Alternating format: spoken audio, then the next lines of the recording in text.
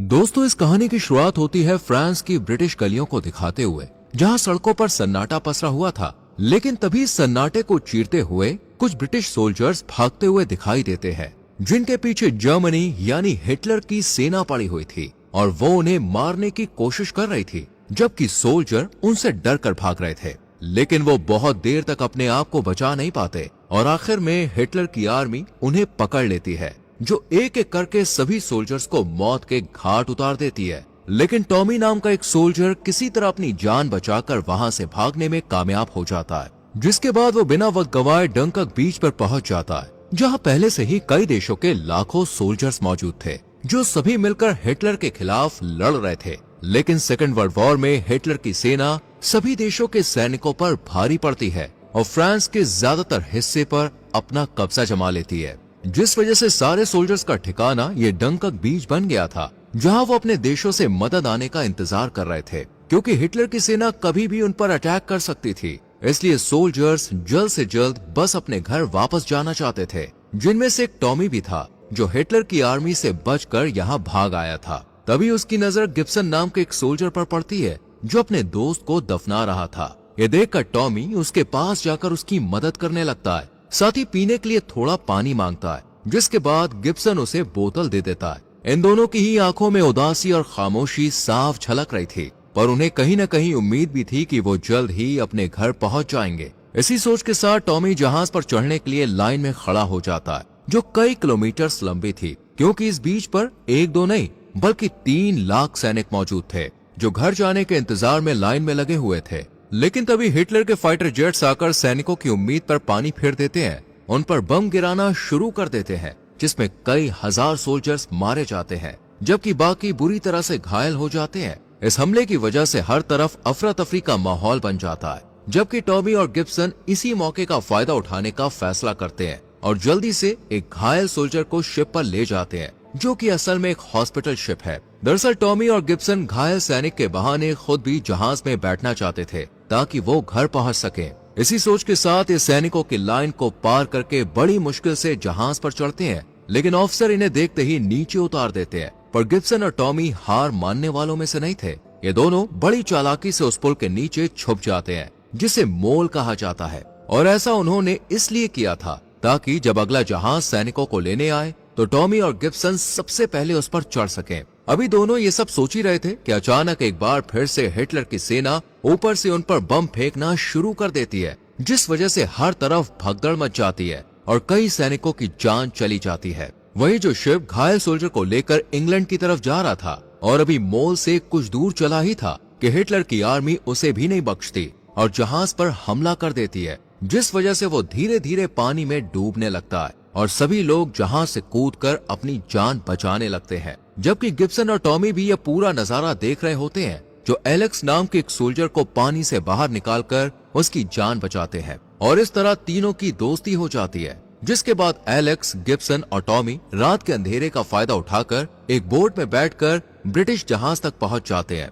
जो समुद्र के किनारे खड़ा हुआ था, और यहाँ पहले से ही काफी ज्यादा भीड़ थी। अब धीरे धीरे सभी सोल्जर्स जहाज पर चढ़ने लगते हैं, जिनमें ये तीनों भी शामिल थे। जहाज के अंदर पहुंचने के बाद टॉमी और एलेक्स खाना खाने के लिए बेसमेंट में चले जाते हैं, जबकि गिब्सन बाहर ही रुकता है। शिप में सभी सैनिक काफी ज्यादा खुश दिखाई देते हैं, क्योंकि वो अब अपने घर लौटने वाले थे। लेकिन उनकी खुशी उस वक्त गम में बदल जाती है जब पानी के अंदर से तारपीडों के जरिए उनके जहाज पर हमला किया जाता है, जिससे एक बड़ा धमाका होता है और जहाज में पानी भरने लगता है और वो डूबने की कगार पर पहुंच जाता है। ये देखकर शिप में मौजूद सभी सोल्जर्स बाहर निकलने की कोशिश करते हैं, लेकिन शिप का गेट बंद था, जिस वजह से वो अंदर फंस गए थे। लेकिन गिब्सन किसी तरह गेट को खोलकर टॉमी और एलेक्स को बाहर निकाल लेता है, जिसके बाद ये तीनों तैरकर समुद्र के किनारे तक पहुंचकर अपनी जान बचा लेते हैं। लेकिन कल रात के हादसे के बाद एलेक्स, गिब्सन और टॉमी पूरी तरह से टूट गए थे। उन्हें इस बात का एहसास हो गया था कि वो चाहे कितनी भी कोशिश क्यों न कर लें, लेकिन वो यहाँ से निकल नहीं सकते हैं। वहीं दूसरी तरफ हम इंग्लैंड के प्रधानमंत्री को देखते हैं, जो सभी लोगों से रिक्वेस्ट करते हुए कहते हैं कि वो अपनी बोट सरकार को सौंप दे, ताकि जो सैनिक डंकर्क बीच पर फंसे हुए हैं उन्हें सही सलामत इंग्लैंड वापस लाया जा सके। दरअसल डंकर्क बीच का किनारा ज्यादा गहरा नहीं था, जिस वजह से वहाँ बड़ी बड़ी शिप्स का जाना पॉसिबल नहीं था। इसलिए सरकार को छोटी बोट्स की जरूरत थी, प्रधानमंत्री की बात सुनकर शहर के कई लोग उन्हें बोट्स देने के लिए राजी हो जाते हैं, पर डॉसन नाम का एक शख्स ऐसा नहीं करता है। वो सरकार को बोट देने के बजाय खुद ही अपने बेटे पीटर और जॉर्ज के साथ फ्रांस की तरफ निकल जाता है, ताकि डंकर्क बीच पर जाकर वहाँ फंसे हुए सोल्जर्स की मदद कर सके। इसी सोच के साथ डॉसन अपना सफर शुरू करता है और इंग्लैंड चैनल को जैसे ही पार करता है, तभी उसकी नजर समुद्र के बीचों बीच एक टूटे हुए जहाज पर पड़ती है, जिसके ऊपर एक सोल्जर उदास और दुख भरे अंदाज में बैठा हुआ था। डॉसन बिना वक्त गवाए अपनी बोट को तुरंत उसके पास ले जाता है और उसे बोट में बैठा लेता है। इसके बाद वो सोल्जर से उसका नाम पूछता है, लेकिन वो कोई जवाब नहीं देता। उसकी हालत देख डॉसन समझ जाता है कि वो किसी गहरे सदमे में है, और तब हमें पता चलता है कि ये सोल्जर जिस शिप से इंग्लैंड जा रहा था, उस पर जर्मनी सेना ने हमला कर दिया था, जिस वजह से उसका शिप पानी में डूब गया और जितने भी सोल्जर्स उसमें बैठे हुए थे वो सभी मारे गए।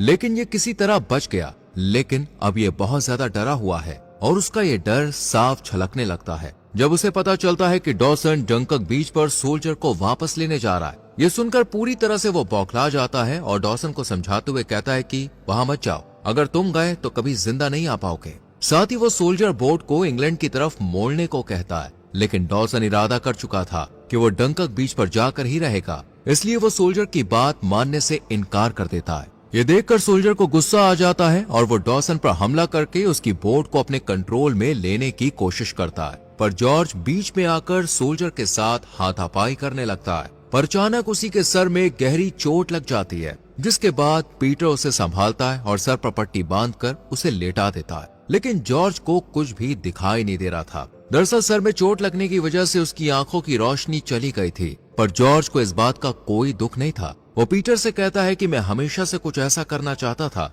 जिससे मेरी फोटो अखबार में छपे और मेरे टीचर और दोस्तों को पता चले कि मैं कितना बहादुर हूँ। इधर हम सोल्जर को देखते हैं जो अब शांत बैठ गया था, जबकि डॉसन बोट को एक बार फिर से डंकर्क बीच की तरफ ले जाने लगता है। वहीं टॉमी, एलेक्स और गिब्सन जो अब भी बीच पर फंसे हुए थे, उनकी नजर अचानक स्कॉटलैंड के कुछ सोल्जर पर पड़ती है जो बोट की तरफ जा रहे थे, इसलिए ये तीनों भी उनके पीछे पीछे चल देते हैं और फिर सभी लोग बोट में जाकर बैठ जाते हैं। लेकिन इसे समुद्र में ले जाना इतना आसान नहीं था, क्योंकि बोट किनारे पर फंसी हुई थी। लेकिन सोल्जर्स को अच्छे से पता था कि समुद्र के पानी का लेवल एक दिन में 2 बार बढ़ता है, और जब लेवल ऊपर बढ़ेगा यानी कि हाई टाइड होगा, तो उस वक्त ही सोल्जर बोट को समुद्र में ले जा सकते हैं और इस खौफनाक बीच से आजाद हो सकते हैं। इतने में ही बोट का कैप्टन अंदर आता है, जो काफी डरा और सहमा हुआ था। वो सभी सोल्जर्स को बताता है कि इस जगह पर जर्मन सैनिकों का राजपाट है और वो यहीं मौजूद है। कैप्टन का इतना कहना था कि अचानक जर्मन सैनिक बोट पर हमला कर देते हैं, जिस वजह से एक सोल्जर को गोली लग जाती है। लेकिन जर्मन सैनिकों को ये नहीं पता होता कि इस बोट में ब्रिटिश सोल्जर्स बैठे हुए हैं, बल्कि वो तो निशाना लगाने की प्रैक्टिस कर रहे थे और थोड़ी देर बाद ही यहाँ से चले जाते हैं। अब रात होते ही पानी का लेवल बढ़ना शुरू हो जाता है और गोलियों की वजह से बोट पर जहाँ जहाँ होश हो गए थे, उनमें से समुद्र का पानी बोट के अंदर आने लगता है, जिस वजह से सोल्जर बहुत ज्यादा घबरा जाते हैं, क्योंकि उन्हें अच्छे से पता था कि अगर पानी इसी तरह अंदर आता रहा तो बोट डूब जाएगी और ये लोग मारे जाएंगे। इसलिए ये अब बोट को बचाने के तरीके ढूंढने लगते हैं। सभी सोल्जर्स कोई न कोई आइडिया बता रहे थे, लेकिन गिब्सन अब भी खामोश था। वो जब से टॉमी से मिला था उसने एक भी शब्द नहीं बोला था, जिस वजह से टॉमी को उस पर शक होने लगता है कि कहीं गिब्सन एक जर्मन जासूस तो नहीं है। यही सवाल जब वो गिब्सन से पूछता है तो वो टॉमी को जवाब देते हुए कहता है कि वो जर्मन सैनिक नहीं बल्कि एक फ्रेंच सोल्जर है। दरअसल कहानी की शुरुआत में गिब्सन जिस सोल्जर को दफना रहा था वो एक ब्रिटिश सोल्जर था, जिसकी वर्दी गिब्सन ने पहन ली थी, क्योंकि बीच से सबसे पहले ब्रिटिश सैनिकों को ही बचाया जा रहा था। इसी वजह से उसने ब्रिटिश वर्दी पहन ली ताकि अपने घर पहुंच सके। गिब्सन की बात सुनकर सभी शांत हो जाते हैं, क्योंकि वो अच्छे से जानते थे कि सैनिक चाहे फ्रेंच हो या फिर ब्रिटिश, सभी अपने घर लौटना चाहते हैं। इसी बीच बोट भी पूरी तरह से पानी से भर जाती है, जिसके बाद सभी सोल्जर एक एक करके उसमें से कूदते हैं और अपनी जान बचाने के लिए किनारे पर जाने लगते हैं। लेकिन गिब्सन बोट से बाहर नहीं निकल पाता, क्योंकि उसका पैर जंजीरों में उलझ जाता है, जिसे वो छुड़ाने की काफी कोशिश करता है, लेकिन कोई फायदा नहीं होता और बोट के साथ गिब्सन भी डूब जाता है, जिस वजह से उसकी जान चली जाती है। इधर हमें टॉमी और एलेक्स को दिखाया जाता है, जो थोड़ी दूरी पर एक बहुत बड़ी शिप को देखते हैं। और उस तक तैरकर पहुंचने की कोशिश करते हैं ताकि अपनी जान बचा सकें। लेकिन तभी आसमान में 3 ब्रिटिश फाइटर प्लेन उड़ते हुए दिखाई देते हैं, जो जर्मनी के उन फाइटर जेट्स को मजा चखाने के लिए आए हैं, जिन्होंने हॉस्पिटल शिप पर हमला किया था, जिसमें कई सैनिकों की जान चली गई। इसलिए ब्रिटिश फाइटर प्लेन अपना बदला लेने के लिए आए हैं। ये पूरे आसमान में घूम घूम कर जर्मन आर्मी के जेट्स को ढूंढते हैं और कुछ देर बाद इन्हें वो मिल भी जाते हैं, जिसके बाद ये तीनों फाइटर प्लेन उन पर अटैक कर देते हैं। लेकिन अचानक इनके कैप्टन का प्लेन क्रैश हो जाता है, जिस वजह से आसमान में अब सिर्फ 2 ही फाइटर प्लेन बचते हैं, जिसमें से एक प्लेन का पायलट फेरियर था, जो बहुत ही जाबाज सोल्जर होता है और जर्मनी फाइटर जेट्स पर हमला कर उन्हें नेस्त नाबूद करने की कोशिश करता है। लेकिन तभी फेरियर को पता चलता है कि उसके प्लेन का फ्यूल गेज का मीटर टूट गया है। ये जानने के बाद फेरियर थोड़ा घबरा जाता है, क्योंकि मीटर टूटने का मतलब था कि अब उसे प्लेन में मौजूद फ्यूल के बारे में कुछ भी पता नहीं चलेगा कि वो कितना रह गया है। इसलिए फेरियर बहुत ही ध्यान से प्लेन को उड़ाता है और जर्मनी फाइटर जेट से लड़ना शुरू कर देता है और बहुत जल्द एक बॉम्बर को मारने में कामयाब हो जाता है। पर तभी फेरियर के दूसरे साथी का प्लेन क्रैश हो जाता है, जो समुद्र में ठीक उस जगह जाकर गिरता है जहां डॉसन की बोट मौजूद थी। डॉसन की नजर जब उस प्लेन पर पड़ती है तो वो तुरंत अपनी बोट लेकर पहुंच जाता है और देखता है कि प्लेन में पायलट अब भी जिंदा है, जो प्लेन का गेट खोलने की कोशिश कर रहा है, जबकि प्लेन में लगातार पानी भरता जा रहा है। ये देखकर डॉसन और पीटर पायलट की मदद करते हैं और उसे अपनी बोट में बैठाकर डंकर्क बीच की तरफ दोबारा चल देते हैं। इधर जर्मन बॉम्बर्स पानी के जहाजों पर लगातार हमला कर रहे थे ताकि कोई भी सोल्जर जिंदा ना बच पाए। लेकिन फेरियर का फाइटर प्लेन अब भी आसमान में उड़ते हुए बॉम्बर्स को रोकने की कोशिश कर रहा था। वहीं दूसरी तरफ हम टॉमी और एलेक्स को देखते हैं, जो अपनी जान बचाने के लिए शिप की तरफ बढ़ ही रहे थे कि तभी जर्मनी बॉम्बर्स भी उस शिप पर अटैक कर देते हैं, जिस वजह से शिप का ऑयल पानी में फैलने लगता है। और जैसे ही फेरियर उस बॉम्बर पर निशाना लगाता है, वो सीधा पानी में जाकर गिरता है, जिसके बाद कुछ ही सेकंड्स में समुद्र में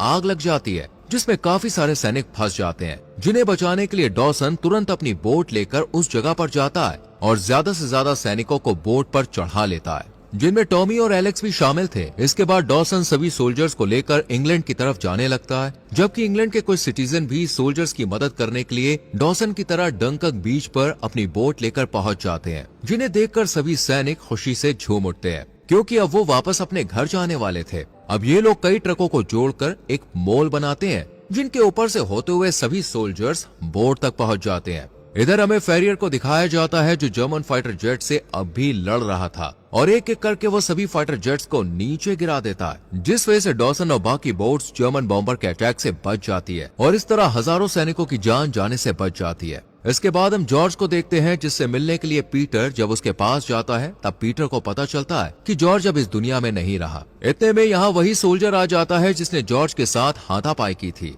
वो पीटर से जॉर्ज की हालत के बारे में पूछता है, लेकिन वो उसे कुछ भी नहीं बताता, क्योंकि डॉसन ने उसे मना कर दिया था। दरअसल डॉसन नहीं चाहता था कि वो सोल्जर अपने आप को जॉर्ज की मौत का जिम्मेदार समझे और आगे की जिंदगी इसी गिल्ट के साथ जिए। डॉसन के मुताबिक ये सिर्फ एक हादसा था, न कि सोल्जर ने जानबूझकर जॉर्ज की जान ली थी। इधर फेरियर के प्लेन का फ्यूल पूरी तरह से खत्म हो जाता है, लेकिन वो किसी तरह प्लेन को एक बीच पर लैंड करा देता है, पर वो पूरा इलाका जर्मन्स के कब्जे में था, जो फौरन फेरियर को अरेस्ट कर लेते हैं। वहीं डंकर्क बीच से करीबन 3 लाख सैनिकों को बचा लिया जाता है, लेकिन बहुत सारे फ्रेंच सोल्जर्स अब भी वहीं फंसे हुए थे, जिन्हें बचाने के लिए कमांडर बोल्टन यहीं रुकने का फैसला करते हैं। कुछ घंटों का सफर तय करने के बाद अब डॉसन भी अपनी बोट लेकर इंग्लैंड पहुंच गए थे, जिसके बाद सभी सोल्जर ट्रेन में बैठकर अपने अपने घर के लिए रवाना होने लगते हैं। और जैसे ही शहर पहुंचते हैं तो स्टेशन पर मौजूद भीड़ उनका बहुत अच्छे से स्वागत करती है, क्योंकि भले ही सोल्जर्स जर्मनी आर्मी से हार गए थे, लेकिन उन्होंने लोगों के दिलों में अपने लिए जगह बना ली थी। अब टॉमी चर्चिल का स्टेटमेंट पढ़ता है, जिसमें लिखा था कि हमने सिर्फ 45,000 सैनिकों के बचने की उम्मीद की थी, लेकिन 3,35,000 सोल्जर्स सही सलामत है, यानी हमारा ऑपरेशन सक्सेसफुल रहा। इसके बाद हमें पीटर को दिखाया जाता है, जो जॉर्ज की कहानी मीडिया में सभी को सुना रहा था, जिसके बाद उसकी कहानी और फोटो दोनों अखबार में छपते हैं और इसके साथ ही जॉर्ज का सपना पूरा हो जाता है।